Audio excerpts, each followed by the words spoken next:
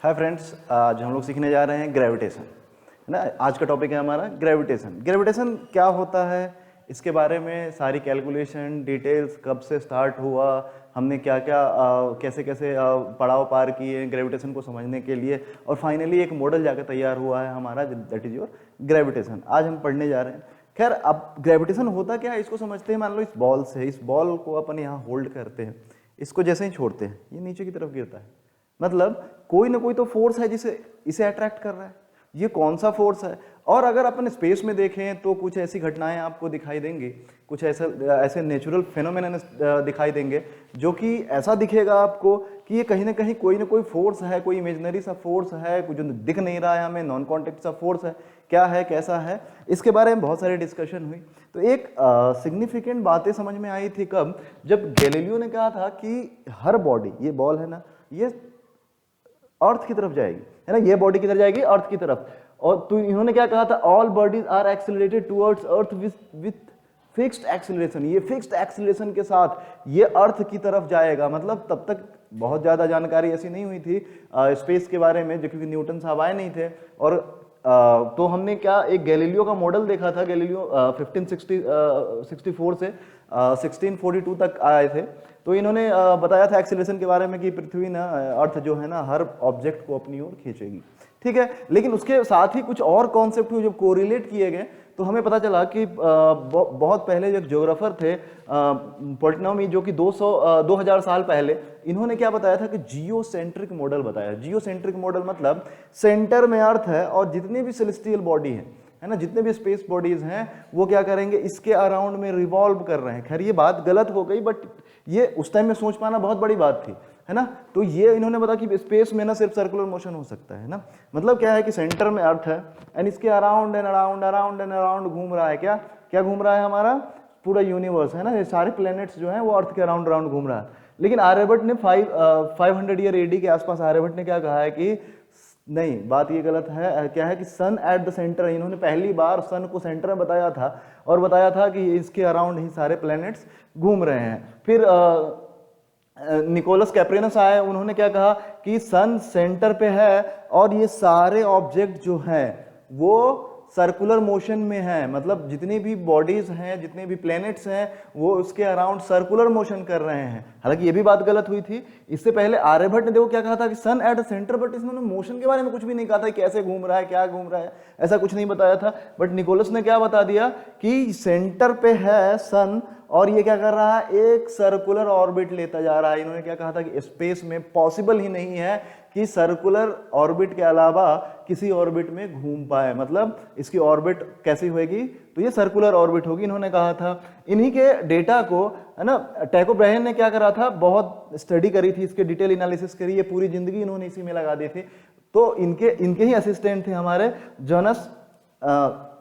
Johannes Kepler. इन्होंने क्या करा था, इन्होंने एक मॉडल तैयार करा जिसको अपन पहला मॉडल बोल सकते हैं मैथमेटिकली, जिसको अपन देख सकते हैं, वो केपलर्स मॉडल था। इन्होंने 3 थ्योरी दी थी।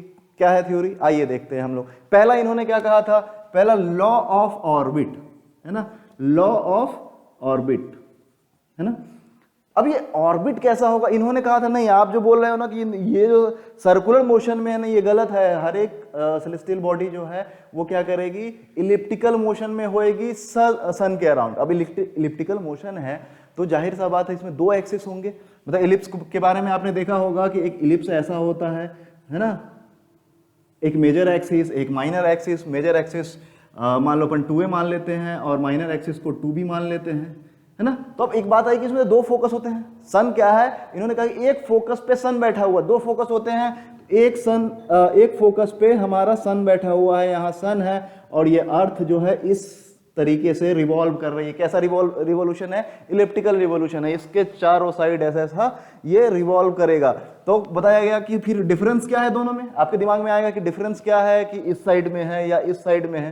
तो इन्होंने कहा था कि जिस सन के नियरेस्ट में होगा जब अर्थ, उसको अपन बोलेंगे एपीहीलियन, और जब सन से दूर होगा अर्थ तब इसको बोलेंगे, सॉरी, जब सन से नजदीक होगा तो इसको पीरीहीलियन बोलेंगे, और सन से जब फारदेस्ट डिस्टेंस पे होगा तो इसको क्या बोलेंगे, अपन एपीहीलियन बोलेंगे। इन्होंने ऐसा बताया था।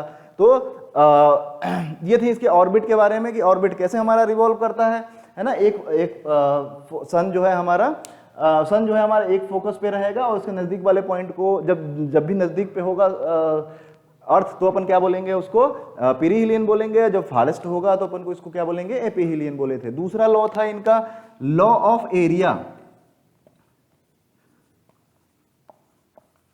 है ना। आपके भी दिमाग में आ रहा होगा कि क्या अगर अर्थ यहां पे है या यहां पे है तो ये एरिया स्वैप के बारे में कुछ हो सकता है क्या। हाँ, इन्होंने एक बताया था एरिया स्वैप कैसा करता है। तो आप अगर देखो ये इलिप्टिकल एक इलिप्स बनाते हैं अपन, है ना। मान लो स्टार्टिंग में सन यहाँ पे है, सॉरी अर्थ यहाँ पे है, सन हमारा यहाँ पे है, ये अर्थ है, इसका पोजीशन ए पोजीशन मानते हैं, इसको बी पोजीशन मानते हैं। अब क्या है, अर्थ मूव कर रहा है इस पे, मान लो टी टाइम में अर्थ यहां से ए डैश तक पहुंचता है, ठीक है। तो इसने कितना एरिया स्वैप करा, ये वाला एरिया स्वैप करा है, ठीक है। अब अगर मानते हैं हम लोग यहां पे मानते हैं कि यहां से इस पॉइंट पे है और यहां से यहां तक इस सेम टाइम डेल टी में ये यहां से यहां तक पहुंचता है, तो आपको क्या बताना है कि एरिया के बारे में कुछ रिलेशन बताना है। किनको बताना था, हमारे केपलर साहब को बताना था। केपलर साहब ने क्या कहा कि ये इक्वल एरिया स्वैप करेगा, मतलब जितना एरिया यहां उतना ही एरिया यहां।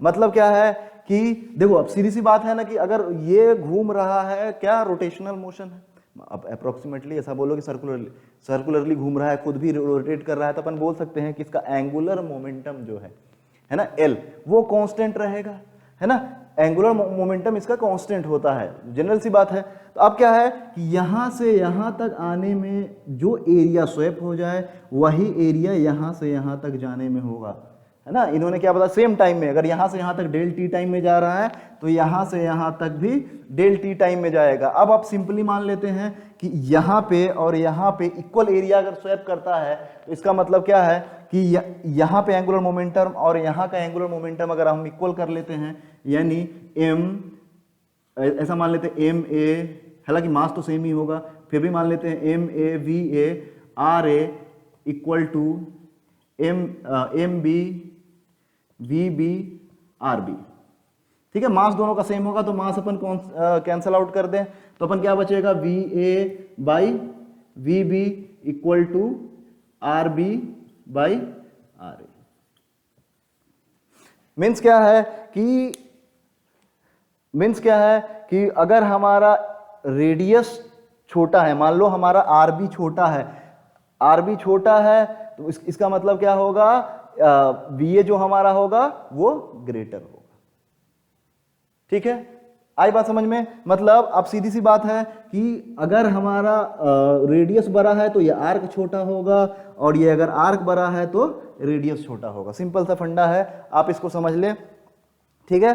तो यहां तक हमने केपलर्स लॉ के दो पॉइंट्स देख लिए और तीसरा पॉइंट है हमारे पास जो कि लॉ ऑफ पीरियड है ना। तो लॉ ऑफ पीरियड में इन्होंने क्या कहा था कि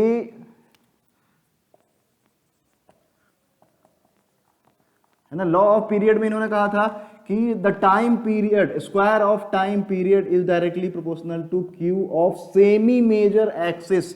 ये हमारा मेजर एक्सिस है, यहां से यहां तक हम लोगों ने 2a लिया था, 2a का आधा a, तो a के क्यू के बराबर, मतलब डायरेक्टली प्रोपोर्शनल होगा, T square is directly proportional to a cube. इन्होंने ऐसा बताया था, ठीक है। यहां तक आई थिंक क्लियर हो गई होगी। आगे अपन बढ़ते हैं जो कि हमारा है यूनिवर्सल लॉ ऑफ ग्रेविटेशन। तो यूनिवर्सल लॉ ऑफ ग्रेविटेशन में क्या करा था इन्होंने, आइए देखते हैं, समझते हैं इसको कैसे कहा था। अब देखो कि अपन जानते हैं ना कि कोई भी ऑब्जेक्ट जो सेलेस्टियल प्लैनेट्स होंगे वो क्या करेंगे, सर्कुलर ऑर्बिट में रिवॉल्व करेंगे, है ना। तो उस पे एक मान लेते हैं अर्थ के अराउंड में, उन एक्सपेरिमेंट में ऐसा कहा गया कि अर्थ के अराउंड में अगर हमारा मून रोटेट कर रहा है, ये हमारा मान लो अर्थ है, यहाँ पे मून है, तो मून जो रोटेट करेगा, है ना, मान लो ये डिस्टेंस हमारा आर ई है, ठीक है। अब आर ई है क्या, ये रोटेट करता जा रहा है। नेक्स्ट टॉपिक का नाम है हमारा यूनिवर्सल लॉ ऑफ ग्रेविटेशन।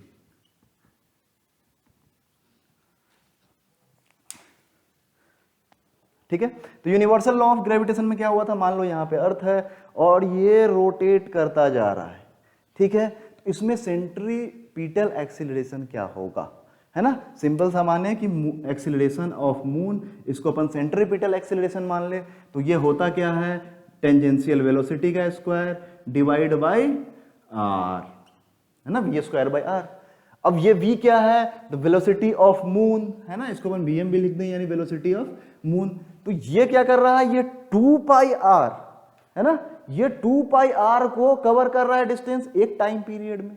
मतलब ऐसा इसको लिख सकते हैं, इसको भी rm ले लेते हैं क्योंकि ये मून, सॉरी यहाँ पे हम लोगों ने rm ले लिया, अब यहाँ पे rm ले लेते हैं, मून का मतलब अर्थ टू मून का डिस्टेंस है, बाकी कुछ नहीं है इसमें, है ना। तो इसको अपन लिख सकते हैं 2 पाई rm का स्क्वायर डिवाइडेड बाई t का स्क्वायर, और पहले से जो rm था उसको लिख दिया, मतलब 4 pi square rm divided by t square. और इन्होंने क्या करा कि जब g से इसका रेशियो लिया, है ना, और ये am से ये 3600 आया अप्रोक्सीमेटली। मतलब क्या है, ये देखो g क्या है ना, एक्सीलरेशन ड्यू टू ग्रेविटी, आगे बताऊंगा, है ना। ये क्या है हमारा, एक्सीलरेशन ड्यू टू ग्रेविटी, मतलब ग्रेविटी, अर्थ के सरफेस पे एक्सीलरेशन ड्यू टू ग्रेविटी कितना होगा, g। और ये क्या है, acceleration of, centripetal acceleration of moon. ये मून मतलब अंदर की तरफ, कोई भाई सर्कुलर मोशन होना है तो अंदर की तरफ कोई फोर्स लगना चाहिए तभी सर्कुलर मोशन होगा, बिना अंदर तरफ फोर्स लगे हुए कोई सर्कुलर मोशन नहीं हो सकता। अंदर की तरफ मतलब सेंटर की तरफ मतलब इसको अपन क्या बोलते हैं, सेंट्रीपिटल एक्सीलरेशन। अबे सेंट्रीपिटल एक्सीलरेशन चाहिए इसको घूमने के लिए, तो ये घूमने के लिए जो एक्सीलरेशन था वो बहुत कम था जी से। मतलब साफ है कि जैसे जैसे हम लोग अर्थ के नजदीक जाते जाएंगे जी की वैल्यू इंक्रीज करते जाएगी, फोर्स बढ़ता जाएगा, मतलब डिस्टेंस कम होता जाएगा तो फोर्स बढ़ता जाएगा, अगर डिस्टेंस बढ़ेगा तो फोर्स घटेगा। तो फाइनली कंक्लूजन पे पहुंचते हैं। अब यूनिवर्सल लॉ ऑफ ग्रेविटेशन में क्या कहेगा, है ना, कि आप ऐसा करो कि फोर्स को डिपेंड कराओ, किन किन चीजों पे डिपेंड करेगा। तो चलो स्टार्ट करते हैं हम लोग डिपेंडेंसी पे। फोर्स किस किस चीज पे डिपेंड करेगा, मल्टीप्लीकेशन ऑफ मासेज मान लेते हैं, 2 मास है हमारे पास m1 m2। अगर आप मानना चाहते हो इसको कैपिटल M मान लो, इसको स्मॉल m मान लो, बात एक ही है, ठीक है। और क्या है, अभी आपने देखा कि ये डिस्टेंस पे, है ना, ये डिस्टेंस पे क्या करता है, इनवर्सली रिलेटेड है। तो इन्होंने क्या बताया स्टडी के बाद कि it is inversely related to square of the distance. So finally result is f is directly proportional to m1 m2 divided by r square. Proportionality हटाया हमने तो क्या हुआ, F equal to G m1 m2 upon r square आया। Newton, ये force आया, Newton साहब ने बताया ऐसा, ठीक है। फोर्स, कभी फोर्स हो सकता है क्या विदाउट डायरेक्शन, नहीं, वेक्टर क्वांटिटी है, इसको डायरेक्शन चाहिए। अब समझो अर्थ किधर ऑब्जेक्ट को खींच रहा है, अपनी तरफ, मतलब मान लो ये रेडियस का डायरेक्शन। अब तो डायरेक्शन को बहुत अच्छे से समझना क्योंकि ये बहुत इंपॉर्टेंट हो जाता है, किधर पॉजिटिव आर और किधर निगेटिव आर, है ना। तो अब मान लेते हैं हमारा ये अर्थ है, ये हमारा अर्थ है, ये एक छोटा सा ऑब्जेक्ट है, इसको अपनी ओर खींचेगा। मान लो यहाँ ये रेडियस ऑफ द अर्थ है, मतलब आर का डायरेक्शन, रेडियस छोड़ दो अभी, है ना, आर का डायरेक्शन इधर होगा, है ना, रेडियस का जिधर डायरेक्शन है। मतलब ये मान लो अगर कोई हमारा ऐसा लाइट सोर्स होता तो क्या होता, बाहर की तरफ फेंक रहा होता अपना लाइट, इधर इधर इधर, मतलब रेडियली आउटवर्ड, है ना। तो रेडियल डायरेक्शन का मतलब क्या होता है, आर का डायरेक्शन इधर है, मतलब रेडियस के डायरेक्शन में, तो आर इधर है, बट ये खींच किधर रहा है, opposite to the r. So F is given by G m1 m2 divided by r square minus of unit vector of r. So it is F equal to minus G m1 m2 divided by r square r cap. This is the your formula. Simple. एक question करते हैं, question है ना, इस पे आप pause करके फॉर्मूले को लिख सकते हो। खैर आगे बढ़ते हैं अपन क्वेश्चन के लिए। क्वेश्चन क्या है, एक प्रॉब्लम आया अपने पास कि आप इसमें लिख के बताओ। अब मान लो हमारे पास एक m1 यहां पे है, ठीक है, m2 यहां पे है, m3 मान लो यहां पे है। अब बताओ कि m1 पे ये m2 और m3 किधर फोर्स लगा रहा होगा, है ना। यानी ये इसको इधर खींच रहा होगा, मान लो ये इसको इधर खींच रहा होगा। यस, चलो एक और बात मानते हैं कि मान लो कि m1 बिगर मास है ना, बिगर मास अपने तरफ स्मॉलर मास को खींचेगा, ठीक है। तो ये बिगर मास है, अगर ऐसा मानते हैं तब आपको क्या दिखेगा कि m3 को इधर खींच रहा है, तो ऐसा लगेगा अगर इन दोनों को अपन मिला दे तो ये इधर की तरफ खींच रहा है, और अगर इन दोनों को मिला दे तो ऐसा फील होगा ये इधर की तरफ खींच रहा है। किसी ने आपसे बता दिया कि अच्छा बताओ कि m1 पे कितना फोर्स होगा, सिंपल। तो आप क्या लिखोगे, इसको मान लो आपने F1 मान लिया, इसको F2 मान लिया, है ना, ये 1-3 मान लो, इसको 1-2 मान लो, ठीक है। तो अपन क्या लिखेंगे, the final force is the vector sum of 1-3 plus vector sum of 1-2। आई बात समझ में? हमेशा हम लोग वेक्टर सम लेंगे, क्यों? क्योंकि फोर्स एक वेक्टर क्वांटिटी, अगर अपन डायरेक्ट ऐड कर लेते तो ये स्केलर की तरह ट्रीट हो जाता, तो ये स्केलर नहीं है, ये एक वेक्टर क्वांटिटी है। वेक्टर क्वांटिटी को ऐड करने के लिए हमेशा हम लोग कैसा सम लेते हैं, वेक्टर सम लेते हैं। अब हो सकता है इन दोनों के बीच में कुछ एंगल बन रहा होता तो अपन वो फॉर्मूला लगा देते हैं, F = F13 का स्क्वायर प्लस F12 का square plus 2F13 F12 cos theta मान लो इसके बीच में, तो ऐसा रिजल्टेंट अपन निकाल सकते थे, है ना, ऐसा ही एंगल निकालते। तो आई होप आपको ग्रेविटेशन का थोड़ा थोड़ा समझ आ गया होगा कि फोर्स क्या होता है और कैसे लगता है, ठीक है। और आगे इन सब चीजों के साथ ही हमें फोर्स के साथ साथ अब क्या पढ़ना है, दो बहुत इंपॉर्टेंट पॉइंट है कि हर जगह देखो पॉइंट मास क्या होता है, सबसे पहले समझना है हमें व्हाट इज पॉइंट मास। तो टोटल मास, एक मास है, मान लो ये पूरा मास है ना, ये तो हॉलो है, इसके अंदर खाली सा जगह होगा, है ना, और मान लो हमारे पास कोई दूसरा है, जैसे इसको मान लेते हैं पॉइंट मास। तो पॉइंट मास और हॉलो मास में डिफरेंस क्या होगा, इसके बारे में थोड़ा सा जानते हैं। कि अब एक बात बताओ कि इससे बाहर कोई रखा हुआ है ना, देखो ग्रेविटेशन प्रॉपर्टी किसके कारण आती है, मास के कारण आती है। अब मास जो अगर इसके अंदर रख दिया मैंने, मान लो हॉलो है, कोई हॉलो स्फीयर है अपने पास,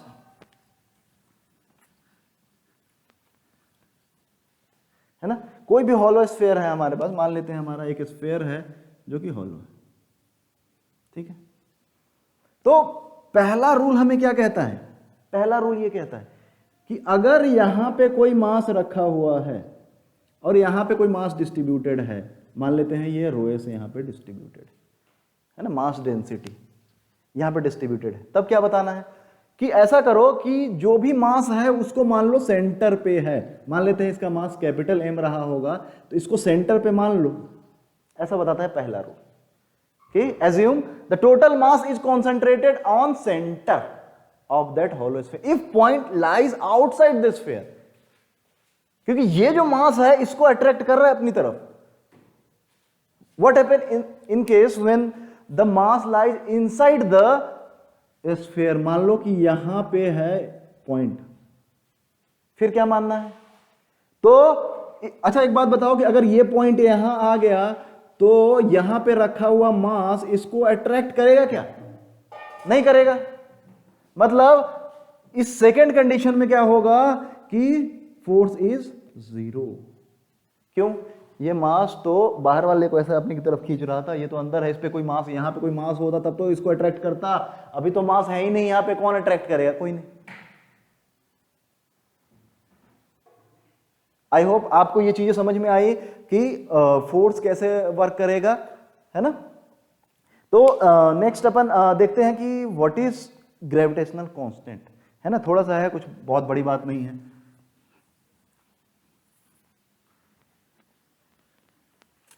ना। ग्रेविटेशनल कांस्टेंट G,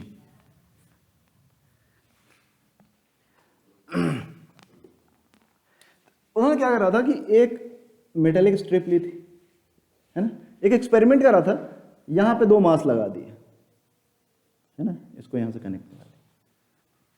अब क्या है कि मान लो हमने क्या करा, एक बिगर मास यहां रख दिया, है ना, सेम मास यहां पे भी रख, मतलब ये इसको अट्रैक्ट करेगा, ये इसको अट्रैक्ट करेगा, तब ये सर्कल की तरह घूमना चाहेगा। और फोर्स कितना होगा? F = G M M upon are square, इतना ही फोर्स होगा।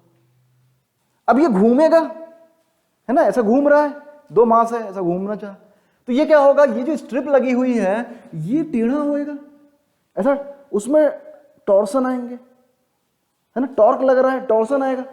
तो अपन क्या करते हैं कि उस टॉर्सन को कैलकुलेट कर लेते हैं, है ना। तो अब बताओ कि इस पे टॉर्क कितना, मान लो इसको हम रेफरेंस पॉइंट लेते हैं, एक फोर्स मान लो इधर की तरफ लग रहा है, एक फोर्स हमारा इधर की तरफ लग रहा है ना, ये स्मॉल एम है, ये कैपिटल एम, ठीक है, इक्वल एंड अपोजिट इधर भी, है ना, जो फोर्स लग रहा है वही फोर्स इधर लग रहा है, इक्वल एंड अपोजिट है, तो हमारा क्या है ना कि इक्विलिब्रियम कंडीशन है, बट ये रोटेशनली इक्विलिब्रियम में नहीं है। तो अब क्या देखेंगे कि फोर्स कितना लग रहा है, तो इतना फोर्स लग रहा है, टॉर्क कितना डेवलप करेगा, देखो इस पॉइंट पे टॉर्क, देखो यहां से यहां तक का डिस्टेंस अपन कैपिटल एल ले लेते हैं, तो पहला टॉर्क जो होगा मान लेते हैं टाउ वन, यहां पे अपन टाउ वन मानते हैं, तो टाउ वन कितना हो जाएगा आपका G M M upon are square into l, ठीक है। अब मतलब ये इधर की तरफ आने वाला है। अच्छा टाउ टू बताओ, अब देखो यहीं से हम रिफरेंस ले रहे हैं, यहीं से फोर्स निकल रहा है, when force is passing through the axis of rotation there will be no torque, मतलब जीरो टॉर्क, यानी टोटल टॉर्क जो है हमारा टाउ वन के इक्वल ही होगा, टाउ टू हमारा क्या हो जाएगा, जीरो। देख लो यहाँ पे इस पॉइंट पे से अपन मेजर कर रहे हैं, तो हमें क्या दिख रहा है कि फोर्स इसी से पास कर, अब किसी भी पॉइंट पर अगर मान लो यहाँ पे लोगे तो L/2 के कारण यहाँ होता, L/2 के कारण यहाँ होता, दोनों ही डायरेक्शन में घूमता, तो फिर भी आपको G M M upon are square into L ही आता है ना, टोटल टॉर्क कितना आया था। और फिर हमने क्या करा, G M M upon are square l equal to tau into theta कर दिया। थीटा क्या है, एंगल रोटेटेड, वो जो स्ट्रिप थी, वो जो मेटेलिक स्ट्रिप थी, वो कितना एंगल रोटेट करा, और ये torque per unit angle, tau क्या था यहाँ पे, पर टॉर्क पर यूनिट एंगल। सो टाउ और थीटा की वैल्यू इन्होंने कैलकुलेट कर दी, एम एम पता ही था, है ना, इन दोनों के बीच में हमने डिस्टेंस लिया था वो आर था,